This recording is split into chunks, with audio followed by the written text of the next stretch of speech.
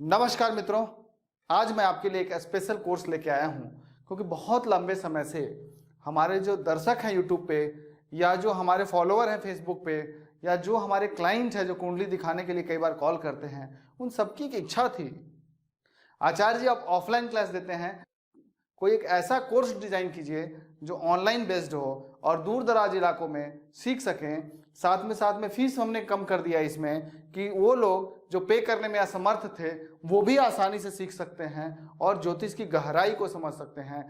ये एक ऐसा प्रीमियम कोर्स है जिसमें कि वैदिक एस्ट्रोलॉजी, केपी एस्ट्रोलॉजी और नाड़ी एस्ट्रोलॉजी तीनों को मिला के सीखेंगे।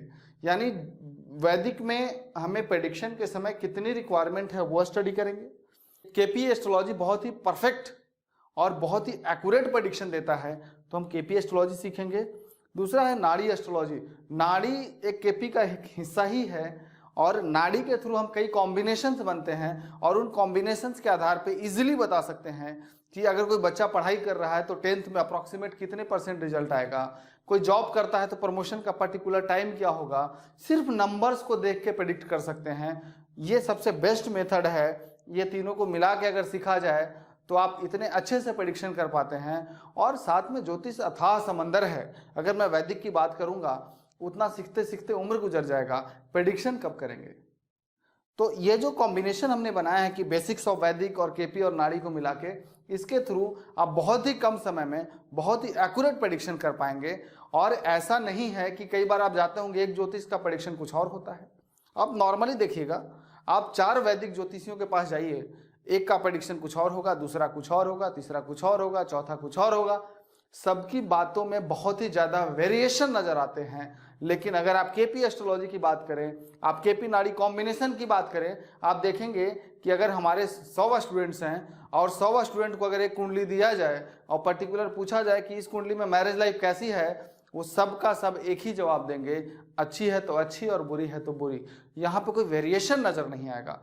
तो आगे बढ़ते हैं और मैं बताता हूं कि ये जो कोर्स हमने डिजाइन किया है इसमें क्या क्या चैप्टर कवर करेंगे और किस तरीके से स्टडी करेंगे।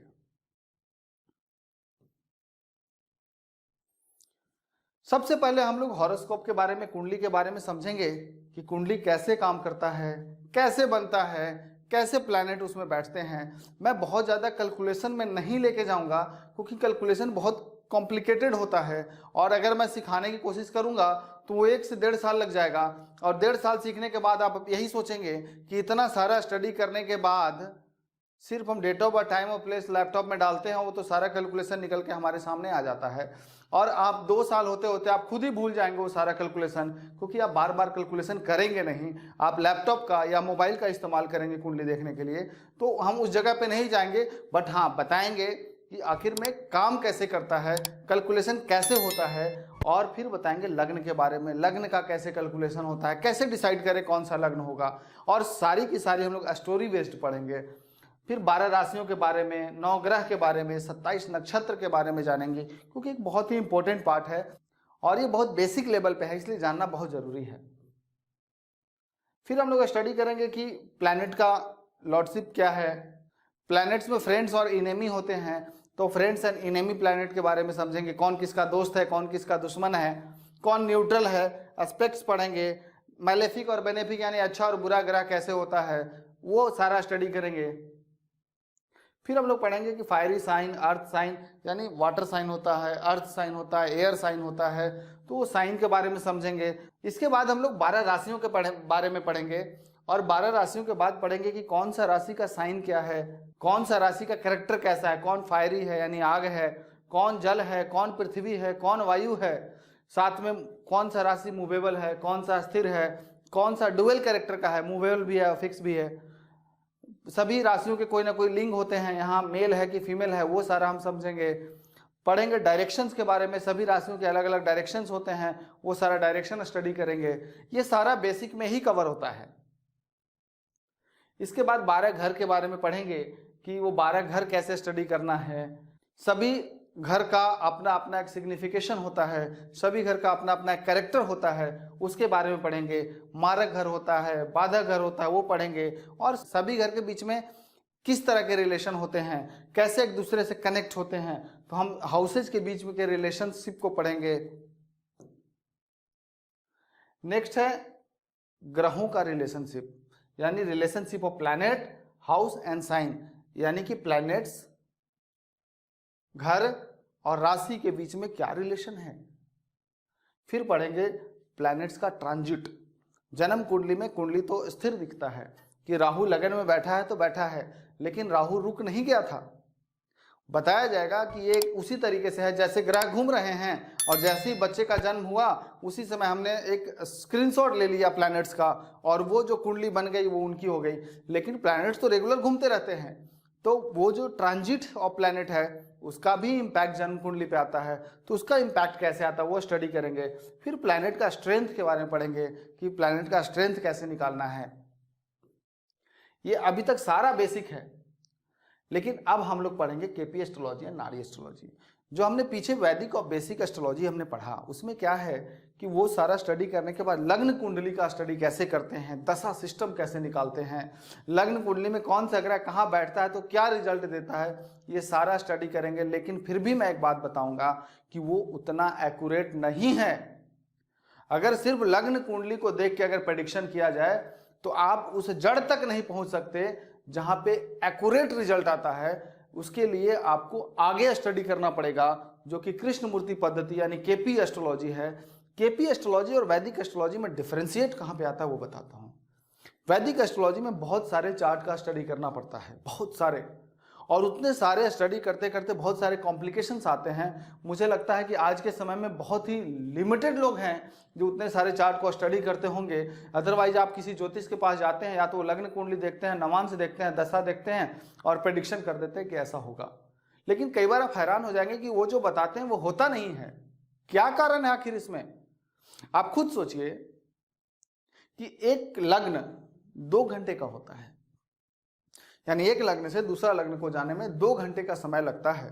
तो मान लीजिए 4 बजे से 6 बजे तक एक लग्न है, मेष लग्न है, मान लीजिए। अब एक बच्चे का जन्म जो है वो 4 बजे हुआ, एक बच्चे का हुआ 4:30 पे, एक बच्चे का हुआ 5 बजे। लग्न तो सेम है, लेकिन क्या सबका कैरेक्टर सेम हो जाएगा? तो आप कैलकुलेट करेंगे कि आधा घंटा गैप होने के बावजूद भी लग्न कुंडली तो सेम है, तो प्रेडिक्शन एक्यूरेट कैसे होगा? लेकिन केपी एस्ट्रोलॉजी में ऐसा नहीं है। केपी एस्ट्रोलॉजी की सबसे खास बात है कि एक हाउस के अंदर 30 डिग्री होता है।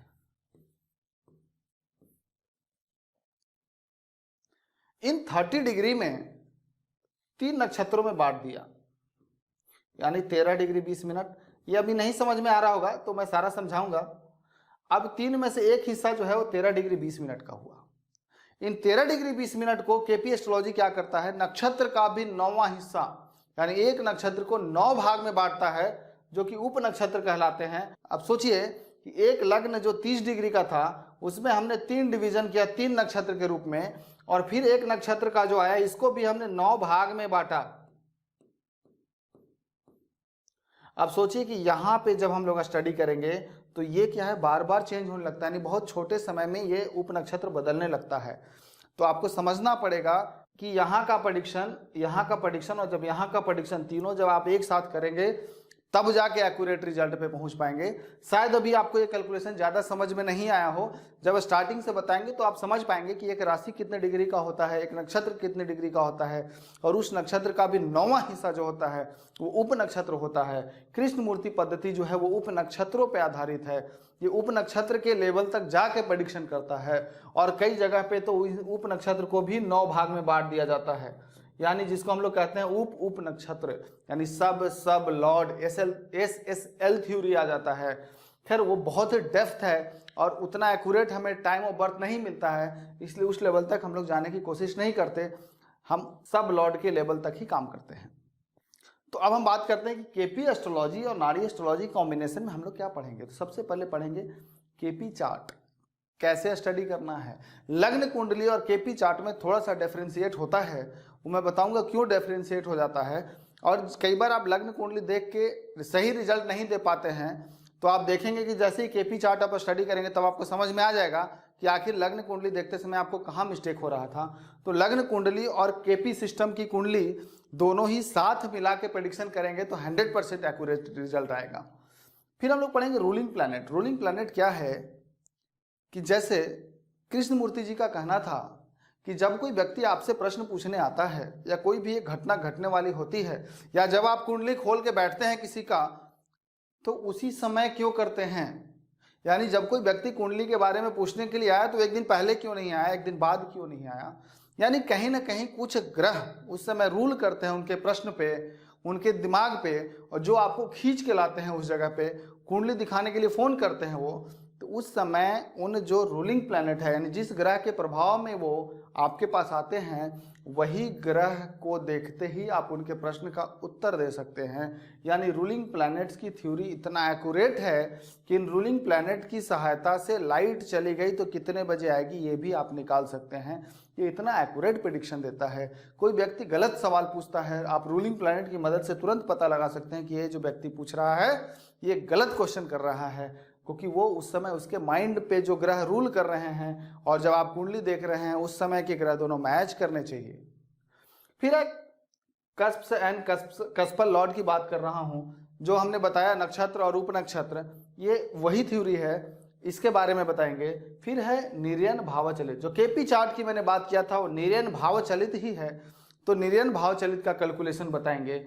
फिर प्लैनेट के स्ट्रेंथ और उसके रिजल्ट के बारे में जानेंगे केपी की सहायता से। फिर टाइमिंग ऑफ एन इवेंट, एक किसी भी घटना का केपी की सहायता से टाइमिंग कैसे निकालें ये स्टडी करेंगे। इस कोर्स में मैंने आपको एक स्पेशल चीज दिया है कि कई बार आप सोचते हैं कि पूरा ज्योतिष सीख लेंगे उसके बाद प्रेडिक्शन करेंगे, बट ऐसा होता है क्या। आप पूरा सीखने जाएंगे तो अंत ही नहीं है। यानी जैसे ही केपी के बेसिक्स थ्योरी को समझेंगे, हम लोग चैप्टर बाय चैप्टर स्टडी करना शुरू करेंगे। कि जैसे एजुकेशन, यानी जब एजुकेशन के बारे में स्टडी कर लेंगे, उसी समय कोई अगर आके कुंडली दिखाता है आपको और पूछता है हमारे बच्चे का कितना परसेंट आएगा, तो आप अप्रोक्सीमेट परसेंटेज निकाल के बता सकते हैं। भले ही आपको मैरिज के बारे में देखने नहीं आया, भले ही आपको करियर के बारे में देखने नहीं आया, लेकिन एजुकेशन के बारे में आप तुरंत बता सकते हैं कि आपके बच्चे की कुंडली में एजुकेशन की ये सिचुएशन है। एजुकेशन में क्या पढ़ेंगे कि एजुकेशन से संबंधित कौन कौन से हाउस का कॉम्बिनेशन बनता है, कौन कौन से प्लैनेट के कॉम्बिनेशन बनते हैं, एग्जामिनेशन में किस तरीके से रिजल्ट आएगा, कितना परसेंटेज होगा, अप्रॉक्स ए ग्रेड होगा, बी ग्रेड होगा, सी ग्रेड होगा, डी ग्रेड होगा, ये निकालेंगे। फिर बच्चे की कुंडली में पढ़ाई का योग तो नहीं है। ऐसा होता है कई बार कि बहुत पैसे खर्च करते हैं फिर भी देखते हैं बच्चा पढ़ाई नहीं करता, उसका मन लगता ही नहीं, चाहे जितने अच्छे अच्छे टीचर को बुला लीजिए, तो एजुकेशन के कॉम्बिनेशन ही कई बार नहीं होते, तो इसका मतलब पढ़ाई नहीं है। किस फील्ड में जाना चाहिए, यानी फील्ड ऑफ एजुकेशन समझेंगे कि उसके लिए सबसे अच्छा इकोनॉमिक्स है, मैथ है, इंजीनियरिंग लाइन है या डॉक्टर लाइन है, वो हम जज करेंगे। फिर है एग्जामिनेशन में सक्सेस कब मिलेगा, किस तरीके से मिलेगा, इंटरव्यू में सक्सेस मिलेगा या नहीं मिलेगा, ये पूरा का पूरा कवर करते हैं एजुकेशन में। नेक्स्ट है प्रॉपर्टी। अब आपने एजुकेशन चैप्टर पढ़ लिया, आप एजुकेशन के बारे में कुछ भी बता सकते हैं। इससे क्या होता है, आपके अंदर एक इंटरेस्ट क्रिएट होता है।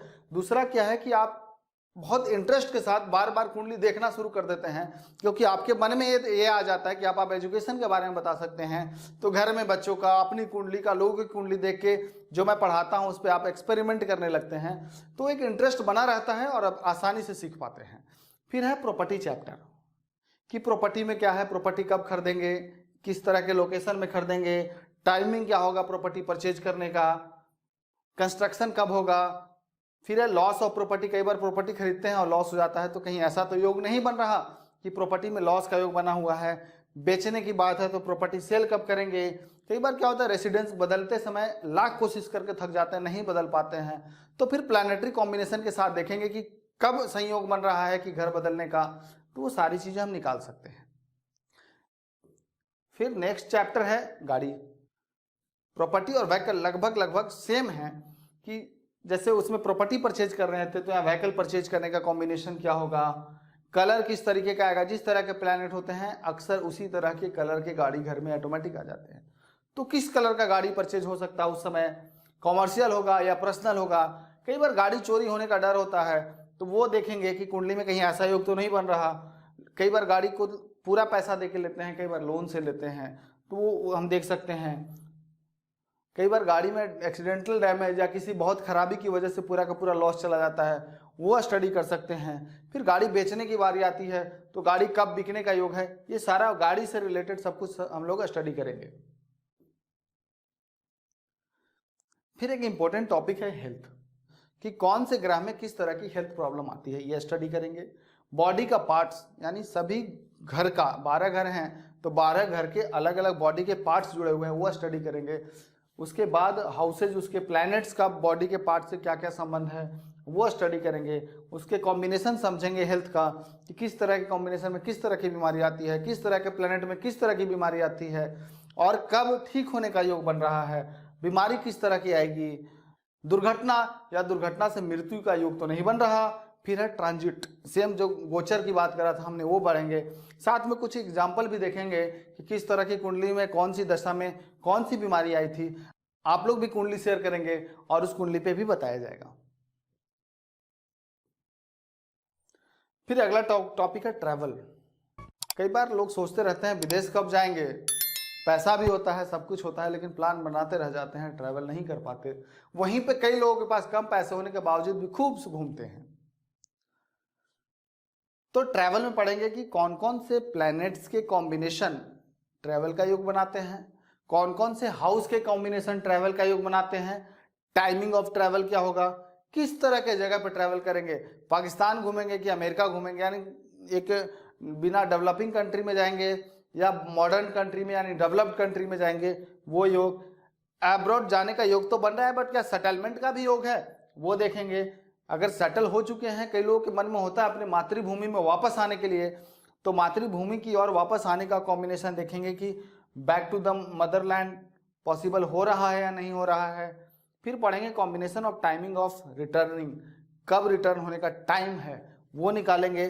पर्पस ऑफ ट्रैवल, कई बार ट्रैवल क्या होता है, घूमने की वजह से होता है, कई बार ट्रैवल होता है जॉब की वजह से होता है, कई बार ट्रैवल बिजनेस की वजह से होता है, कई बार ट्रैवल होता है बीमारी की वजह से दूर जाना पड़ता है इलाज के लिए। तो वो सारी चीजें हम ट्रैवल में निकालेंगे।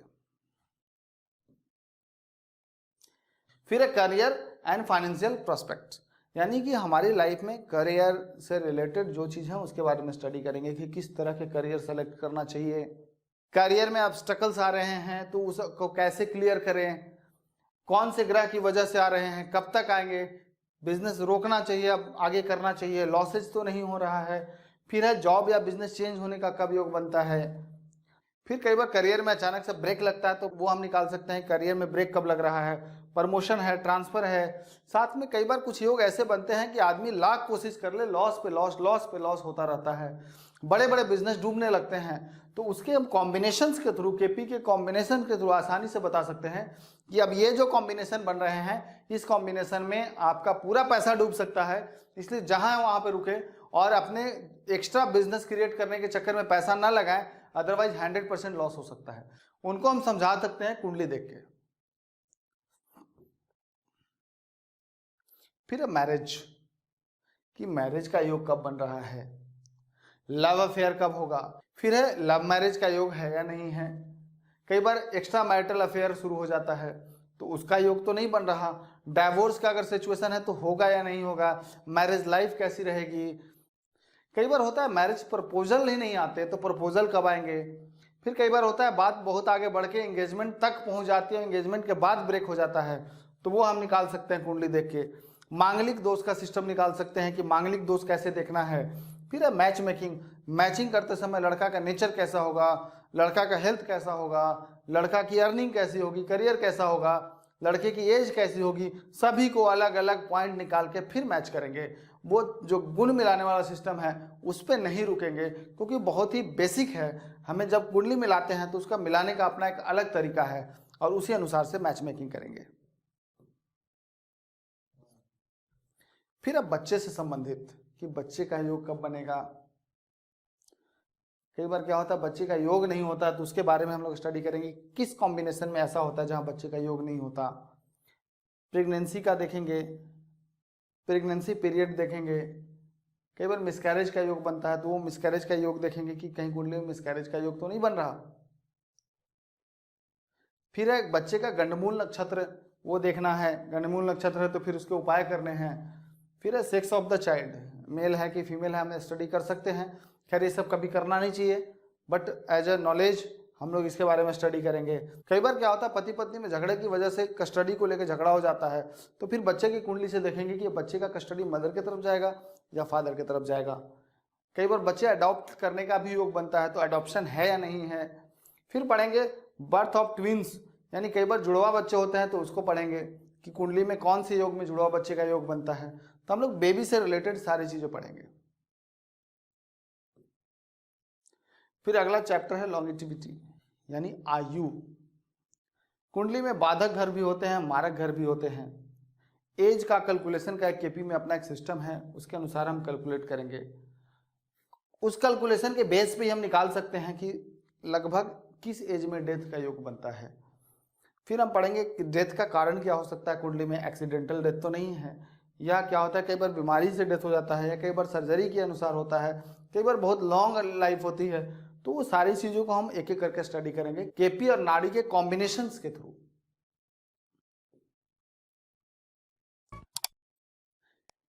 फिर एक है सबसे महत्वपूर्ण जो हमारा केपी का एक जो टॉपिक है वो है प्रश्न कुंडली। हम लोग बहुत तरह से हमने प्रश्न कुंडली स्टडी की है, बहुत तरह से प्रश्न कुंडली के थ्रू निकालने की कोशिश की है। जो केपी का प्रश्न कुंडली है उसका कोई जवाब नहीं है। वो इतना एक्यूरेट प्रेडिक्शन और इतना सटीक प्रेडिक्शन बाकी जगह पे मैंने नहीं देखा। अब मैं बताता हूं कि प्रश्न कुंडली में हम लोग क्या क्या स्टडी कर सकते हैं। तो एक जो हरेरी चार्ट यानी प्रश्न कुंडली कैसे बनाते हैं, वो नंबर्स के थ्रू होता है। 1 से लेकर 249 तक आपको एक नंबर चूज करना है, उसी नंबर के बेस पे प्रश्न कुंडली बनेगा। उस कुंडली से सामने वाले का क्या प्रश्न है उसका जवाब मिलेगा और वो 100% एक्यूरेट रहेगा। अब क्वेश्चन किस तरीके के हो सकते हैं, तो सबसे पहले मैं बात करता हूं कि कई क्लाइंट ऐसे आते हैं जिनका डेट ऑफ बर्थ नहीं होता है, लेकिन क्वेश्चन वही हो सकते हैं जो पीछे के चैप्टर हमने स्टडी किया।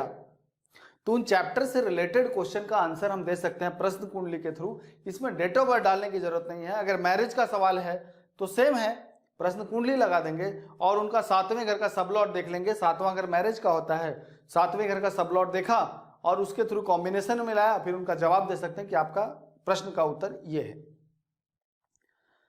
फिर है इलेक्ट्रिसिटी विल कम बैक। प्रश्न कुंडली में टाइम ऑफ इवेंट निकालने के कई सारे तरीके हैं। जैसे अगर कोई घटना 24 घंटे के अंदर हुई तो उसका तरीका अलग है। तो लाइट कब आएगी, ये घटना 24 घंटे के अंदर होगी। आपको फोन किसी का स्विच ऑफ जा रहा है और आप इंतजार कर रहे हैं कि कब कॉल लगेगा या सामने वाला कब कॉल करेगा, तो वो 24 घंटे के अंदर की घटना है। फिर कुछ घटनाएं होती हैं 7 दिन के अंदर की, कुछ आने वाला है कुरियर, फंसा हुआ है, पता नहीं चल रहा कब आएगा, वो निकालना है तो 7 डेज का उसका कैलकुलेशन अलग है। फिर है 1 मंथ का, फिर ईयर का है, सबका कैलकुलेशन अलग अलग है। तो वो सारा कैलकुलेशन हम निकाल सकते हैं प्रश्न कुंडली के अनुसार से। फिर है कोई मैच है, कोई चुनाव है, कहीं भी यस या नो का डिसीजन लेना है, जीतेंगे या नहीं जीतेंगे, काम होगा या नहीं होगा। जहां यस नो का कॉम्बिनेशन लेंगे उसके लिए भी 1 से 249 के बीच का नंबर डालेंगे और जिस हाउस से संबंधित सवाल है उसका सबलॉट देख के रिजल्ट दे सकते हैं कि ये घटना होगी या नहीं होगी, चुनाव जीतेंगे या नहीं जीतेंगे, इंडिया मैच हारेगी या जीतेगी, वो सारा कुछ निकाल सकते हैं। फिर है रूलिंग प्लैनेट को नंबर्स के थ्रू कैसे कनेक्ट करना है। ये बहुत ही मैजिकल प्रेडिक्शन देता है कि जो रूलिंग प्लैनेट हमने निकाला कि जिस समय प्रश्न पूछा जाता है उस समय कौन से ग्रह के प्रभाव में उन्होंने प्रश्न पूछा, तो वो रूलिंग प्लैनेट हुए। और न्यूमरोलॉजी लिखने का मतलब ये था कि कई बार क्या होता है कि राम नाम के लड़के को 12th पास करने के बाद कॉलेज में एडमिशन के लिए 10 कॉलेज में फॉर्म अप्लाई किया। अब उन 10 कॉलेज में किस कॉलेज में सिलेक्शन होगा उसे नहीं पता है, और उसके फादर आपके पास आए हैं कि बताइए 1 से लेकर 10 तक के नंबर कॉलेज हैं, इसमें किसमें एडमिशन होगा इसका। तब हम लोग इस कैलकुलेशन का इस्तेमाल करेंगे। 1 से 10 तक कॉलेजेस के अलग अलग नंबर लेंगे जो 1 से 249 के बीच में होगा, और उस समय के रूलिंग प्लैनेट को उस नंबर से टैली करेंगे और जिस नंबर पे वो मैच कर जाए उसी नंबर वाले कॉलेज में उसका एडमिशन होगा। शायद आपको समझने में थोड़ी सी कंफ्यूजन हो अभी, लेकिन जब हम स्टडी करेंगे तो आप इसको चुटकी में समझ जाएंगे और इसकी प्रेडिक्शन करते समय आप बहुत एंजॉय करने वाले हैं। अब क्या है कि कौन चुनाव जीतेगा, चुनाव में कई बार क्या होता है कि राम चुनाव जीतेगा या हारेगा, तो हम लोग देने का तरीका अलग है। लेकिन राम, श्याम, मोहन विवेक, कई तरह के लोग, 4 लोग खड़े हैं जिनके बीच में कंपटीशन है, अब 4 में से कौन जीतेगा, फिर हम उसी सिस्टम का इस्तेमाल करेंगे, उसी कैलकुलेशन का इस्तेमाल करके निकाल सकते हैं कि कौन चुनाव जीतेगा। 1 2 3 4 5 6 7 8 9 10 लोग हैं, 10 में निकाल सकते हैं। चोरी हो गई है, घर में 6 मेंबर है जिन पर शक है, तो 6 का नाम लिख के और इसके कैलकुलेशन के थ्रू हम निकाल सकते हैं कि चोरी किसने किया। और साथ में एक पैरेलल कोर्स और स्टार्ट किए हैं, वो है वास्तु का, क्योंकि हमारा ज्योतिष पढ़ाने का मकसद क्या है, आप कुंडली के अनुसार से प्रेडिक्शन तो कर सकते हैं, लेकिन उपाय कैसे बताएंगे। ज्योतिष में उपाय क्या है, रत्न पहनेंगे, रत्न पहनने से कोई खास लाभ नहीं होने वाला। अगर रत्न बहुत ज़्यादा प्रभाव देता भी है तो बहुत थोड़े समय के लिए लगेगा कि पहनने के बाद थोड़ा फर्क पड़ा, महीना और 2 महीना होते होते एनर्जी फिर वापस न्यूट्रल हो जाती है। तो कैसे रिजल्ट दें। जब कोई व्यक्ति आपके पास आता है तो सिर्फ ये जानने नहीं आता कि उसकी प्रॉब्लम क्या है, वो प्रॉब्लम को जानता है, उसे पता है उसकी क्या प्रॉब्लम है। वो आपके पास इसलिए आता है, एक आशा भरी नजरों से देखते हुए आता है कि उनके पास जाएंगे तो हमारी समस्या का समाधान हो जाएगा, इस प्यास के साथ आता है वो। लेकिन क्या हम ज्योतिष से उस प्यास को बुझा पाएंगे? क्या हम कुंडली देखने के बाद उनको कुछ हेल्प कर पाएंगे, या कुंडली देख के कुछ ऐसे रेमेडीज दे सकते हैं जिनसे उनका समाधान हो जाए? मेरे तरफ से जवाब है नहीं।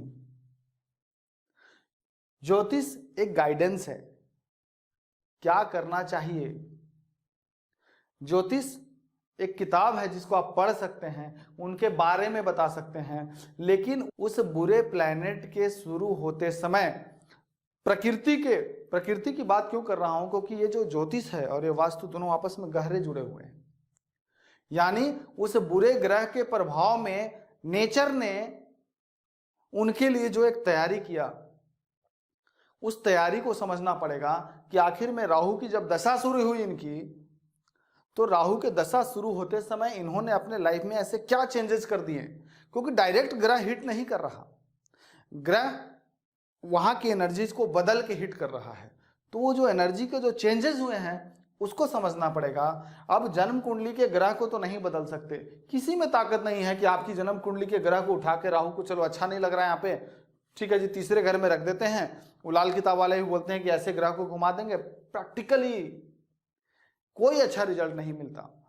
तो आप जैसे कि शनि जी 5वें घर में अच्छा नहीं लग रहा है, ये गड़बड़ कर रहा है, चलो इसको ना 10वें घर में रख देते हैं, क्या ऐसा संभव है? नहीं है। लेकिन हम लोगों ने जब रिसर्च किया इस पे और हमने देखा कि जैसे जैसे ग्रहों की मूवमेंट है, जैसे मान लीजिए एक ज्वेलरी व्यापारी है या कोई कपड़े का व्यापारी है, इन दो, मैं ज्वेलरी और कपड़े क्यों बात कर रहा हूं, क्योंकि ये शुक्र से संबंधित प्रोफेशन है।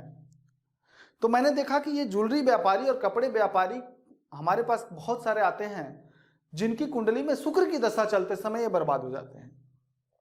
यानी जैसे ही शुक्र की दशा शुरू हुई, इनके लॉस आने शुरू हो गए, इनका पैसा फंसना शुरू हो गया।